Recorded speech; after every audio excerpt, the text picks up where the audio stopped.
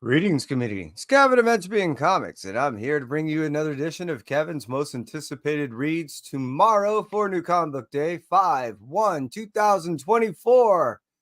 And here we are, residing in May, all day long, and unless you're catching this on the live, which, hey, let's acknowledge those in which that they are. Thus, Crucis, I appreciate you being here, buddy. As always, Mike, how you doing? I hope all is well. Legion, dude. Just you the man. You the man. Christina dancing with me all night long. Dance with me all night long. Dude, Dylan, I appreciate you being here. And happy belated, even though I wish you a birthday on your birthday. Belated birthday once again. Just wanted to acknowledge you. And hey, hitting 21 all over again is something, it's an astonishing task. It's not a feat most people can pull off, but you do it well. And yeah, hey, before we get into it, I'm going to go ahead and do something a little bit different on this one. A member in our community in which that brought a lot of, how should I say, epiphanies to me. There's a word in Japanese called satori, and it means enlightenment. And sometimes the greatest shock is given to the greatest shock is given to an unprepared mind, and facts tend to offer a profound nature naturally. Now you may be going, what the fuck did he just say? All that really means is sometimes somebody can point something out that's so obvious, but it comes from a different source. CFAB was that person for me. When I met that individual, he ended up telling me a few things that one will kind of just sit, but really when I end up talking to him, and his tonality and his delivery and his cadence really reflected his name.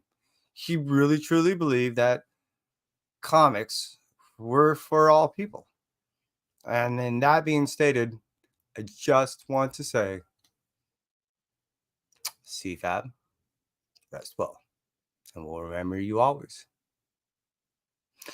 Moving on from that, I want to go ahead and start on, again, something that I've not done in the past, but I want to do right now, and which is I kind of want to talk about something that I will be talking about down the road on future K-M.A.R.T. So the first thing I end up getting is, as I always do, is I end up getting a calendar, a poster, and on this poster, it ended up giving it a bunch of covers that it's going to be coming out for K-M.A.R.T. Now, this is something I grew up with as a kid. I can't believe it's coming back out. This was just, they're bringing all this cool nostalgia stuff back. I'm buying it all. You know that's going to be up there on my list when that comes around. So I'm just saying, look for that when it comes around, and I can't say theaters near you, but in your comic shops near you. And I want to say that comes out, and I thought this is a one-shot special, but I want to say this comes out in like July. There was definitely and it's K-M.A.R.T 0. And there was definitely a release date on this thing. I'm not seeing one, but I know it's going to be happening soon, so look for it. The other thing is what will be coming out tomorrow. It's not necessarily a most anticipated read, but it is a cover in which that most people might not be apprised of. It's this cover here. Now, I was also told that in some regards, people think of this as a 1 in 75. It's a Feral cover, issue number 1, and you'll see that it has like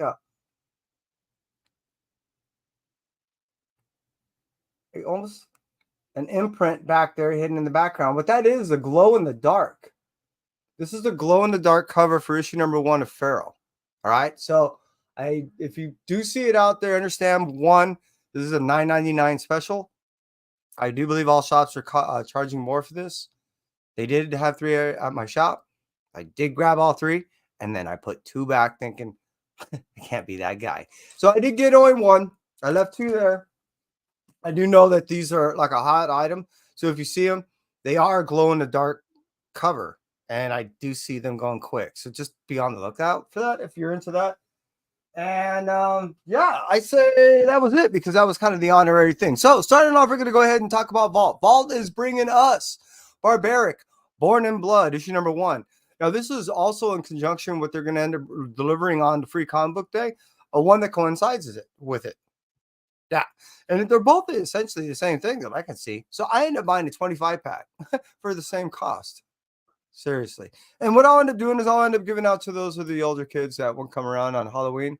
Now, I throw books at them. And cool thing is Barbaric is one of those books that is just awesome. I think it's one of those modern day style Conans that we all wish Conan was really told as when it did hit the comics after 1970.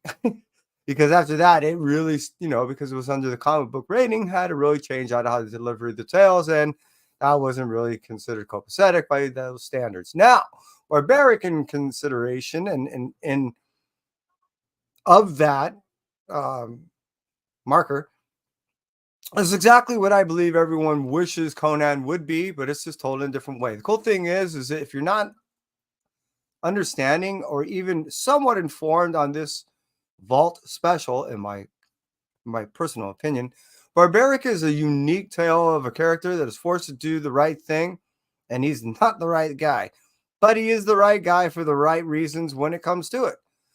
It's a guy that is forced to carry around a cursed axe, and the axe in itself is all, and it's just as bloodthirsty as our hero.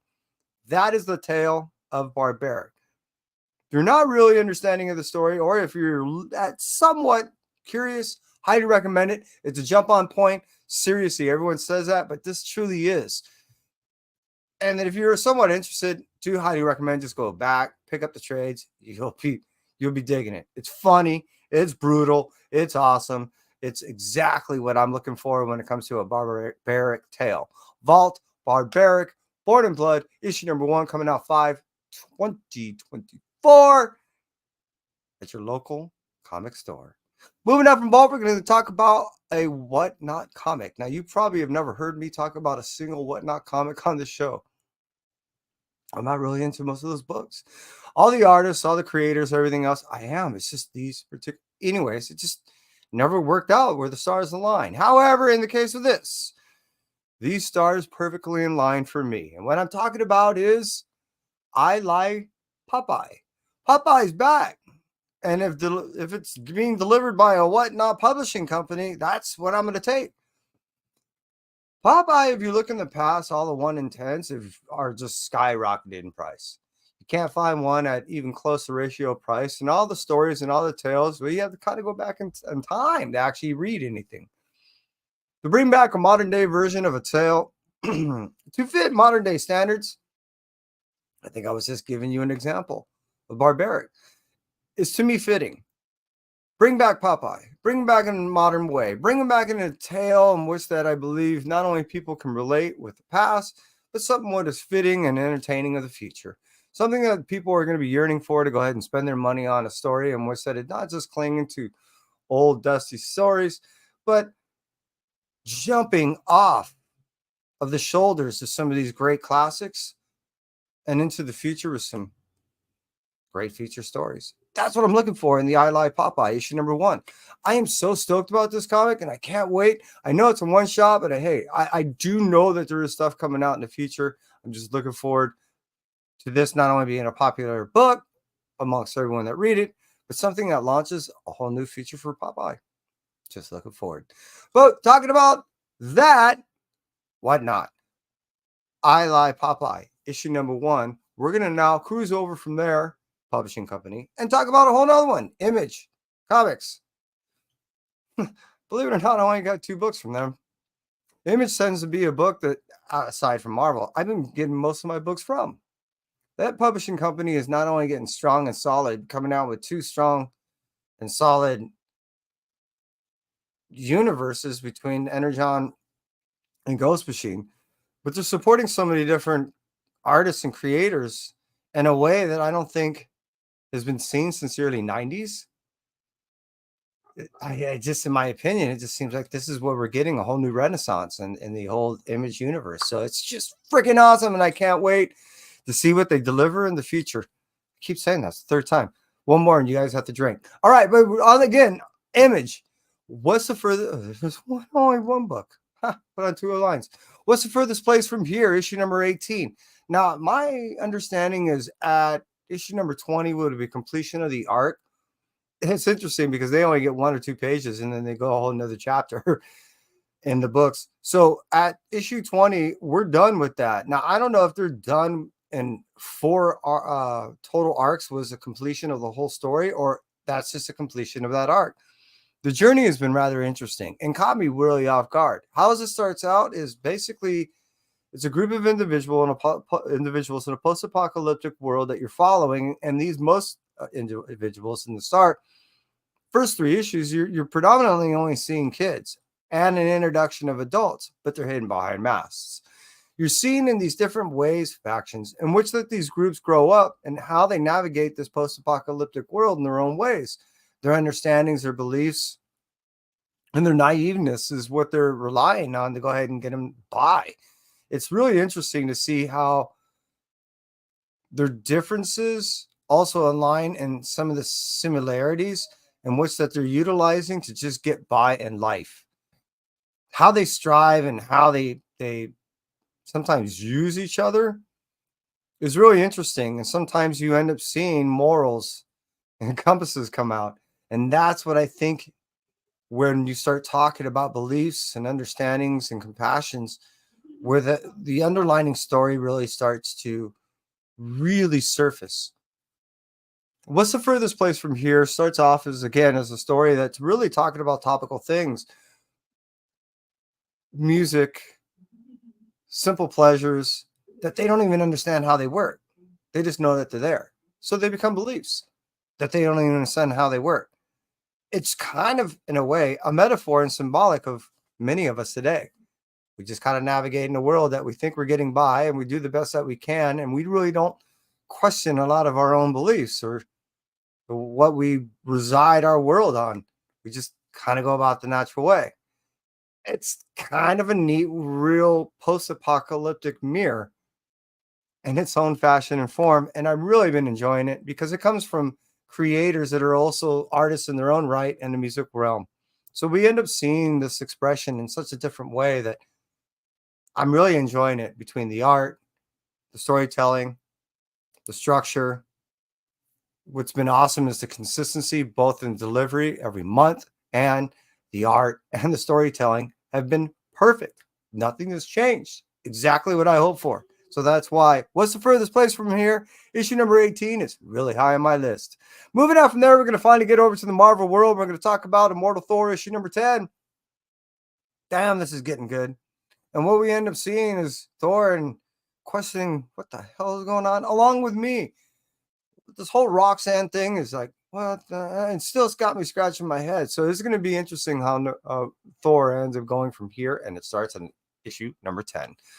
Being short with that one, but I'm going to move on because we're going to talk about Deadpool and Wolverine issue number 1. Now, this is that whole World War III, right? And you might be hearing in the grapevine that there is a 1-for-store variant. It's true, and it looks like this. Now they're kind of going for prices, but if you're paying over, like, I don't know, $35, you're starting to pay a little too much. But it is a story and what I'm kind of looking forward to getting into. Initially, I wasn't reading the first 2 initial sagas that led up to this, and I know they're kind of, gapped out, but I'm kind of looking forward to this one, where it's going. This is interesting. So I'm looking forward to jumping issue number 1 and see where it goes. And I'm not quite going to jump in that polybag just yet. But I am curious what the story is going to be, so it's going to have to be a different copy to pick up tomorrow on 5/1/2024. Moving out from the Deadpool and Wolverine, issue number 1. We're going to talk about Incredible Hulk, issue number 12. Now, he's Hulk trying to unleash a little girl that got trapped inside of a little doll. And he has to go make a journey into which that he doesn't want to. And he's been meeting creatures that he has to fend off from this little doll. And it's just horrific. This journey has been awesome. And the fact that he has to be dealing with this little girl the whole time and protecting someone that he doesn't necessarily want to, but understands that he has to, it's been pretty cool. I've been enjoying this story thus far, and I just can't put it down. And that's why it's really high on my list. So, Incredible Hulk, issue number 12, coming out on 5/1/2024. One more coming out of the old Marvel Universe. We're going to go. Oh, no, actually, we got a couple, don't we? Yeah, we got a couple. We got 2 more. Spider-Woman, issue number 7. Now, after understanding what ends up transpiring with your son in the past couple issues and seeing that, well, it's going to be, it kind of is what it is. And she's still reeling in from after what happens after issue number 6. If you haven't read it, I'm not going to spoil it. We end up seeing that she ends up running into some people in issue number 7 with a whole bunch of new heroes. Can she trust them? Are they trustworthy? Something's off. So that's where we end up going with issue number 7 with Spider-Woman. She's still figured out after 5 and 6. And now she's contending with a whole new group in issue number 7. Now, moving out from that, we're going to talk about a book that almost pushed the other book out of the way. This is a book that I've been talking about probably for about 3 months. Now, I'm going to get into a little bit of this, and the book is Blood Hunt Red Band, issue number 1. Now, Blood Hunt by itself is also a story that's coming out leading into the whole big thing that's happening this summer. It's going to cover over, I think it's about 6 different titles, and we do get a couple one-shots that come out of it. Luckily, it's covering most of the books that I'm already purchasing anyway, so it doesn't really hurt me that much. All it does is just interrupt the stories and ones that I've already been reading. C'est la vie. So it doesn't bother me that much. The cool thing is with Blood Hunt, Red Band is going to give us some, well, you're going to get the explicit version, plus, from my understanding, we're going to get a little bit more story that is not necessarily in the regular book. Initially, from what I was reading, there was supposed to be up to 10 pages of story that wasn't necessarily going to be in the original story. Now, I ended up affording a couple of shops around me, and they went heavier on the Red Band and did notice that the Red Band had been already pre-ordered heavier than the regular story. Now, that I would imagine mostly is probably for the theory of understanding that there's supposed to be more content, but for the understanding directly that the Red Band's supposed to conceal the overall explicitness of the art. Definitely what you're going to get is some gore. That I'm looking for. But I also want to get overall more content as far as the actual story. If I can get more book and I end up only having to pay $1 more, and I'm getting as many as 10 more pages, which hopefully we'll at least get 6, it's worth it when you break it down in the cost, in my opinion. You not only get more horror, more gore, more content as far as more storyline, but hopefully we'll get more delivery and a better understanding of what the story overall is supposed to actually start out, lead into, and then follow through with the overall story down the road. That's all I'm saying. So again, what I'm talking about is Blood Hunt coming out tomorrow, and you get 2 different versions. Blood Hunt issue number 1, or in the one I'm looking forward to, Blood Hunt Red Band issue number 1. Now, there is also 1 in 25s for both. The Red Band is going for 3 times, as much as 3 times the ratio. So I've been seeing books go for as much as $75. Average cost has been going around 60. And as far as the regular Red Band, they're only going around for, 20, 25. So it kind of just shows you the demand right there. Just saying. But hey, what we're here to really talk about is, yes, you've guessed it. It is Blue Light Special time. And here we are going to talk about a book coming out of Dynamite Publishing Company. Dynamite is knocking it out with a bunch of books, bringing it out from the whole nostalgia stuff, hooking us up with a bunch of Disney stuff. But moreover, a book that I've been looking forward to and I've been talking about, I know, for quite some time, Space Ghost, issue number 1. Now, Space Ghost, initially, when I was introduced to this book, or I should say story, and then successively a book down the road, it came off really. It was like campy. It was something it led into a couple cartoons, back in the day that I really enjoyed. So being that it was like a buffer between some of the cartoons that I grew up with and things like that, that was cool. Is an actual standalone story or a standalone character, I wasn't really that interested in Space Ghost initially. And the only reason why is, for me, it just seemed like something that was a campy character that was supposed to be nothing more than, I don't know, like a filler just for these introductions and rollouts, B-rolls out of the actual content, which was the cartoons at the time. That's what I just figured. So I really never got into Space Ghost, nor did I actually have any real respect for him. But it wasn't until a writer, one of my favorite writers, to say the least, ended up grabbing a hold of Space Ghost and his content and his history, and decidingly wanted to go ahead and establish something considerably deeper. So Space Ghost got stuck. Is written by David Pepose. And once I found out that David was going to write this thing, I was totally on board. And then when I ended up getting the ash cans, I was like, okay, now we're talking about a character that is significantly different and in realms far apart from the first introduction in which that I was given the character Space Ghost. The Space Ghost that David Pepose is not the Space Ghost that I grew up with. So this is the blank black. Now I got to give you one of them white ones. This is the foil version. This is a non-foil version and the foil version. Yeah, I got all the ratios. I mean, the higher uppers. So I am not going to touch these things. However, David is going to be at one of my local shops. Can't wait to get those things signed. But moreover, I can't wait to read Space Ghost. I was teased with the ash cans, and I was just like, are you kidding me? This is going to be freaking awesome. Once I ended the book, I was like, seriously, I was actually flipped the book over as if there's going to be more content. I have no idea what I was thinking. I can't wait to get hold of a full issue of Space Ghost. Not those. I can't wait to go ahead and go back to the shop and go ahead and grab me a regular cover because they weren't available. These things were helpful.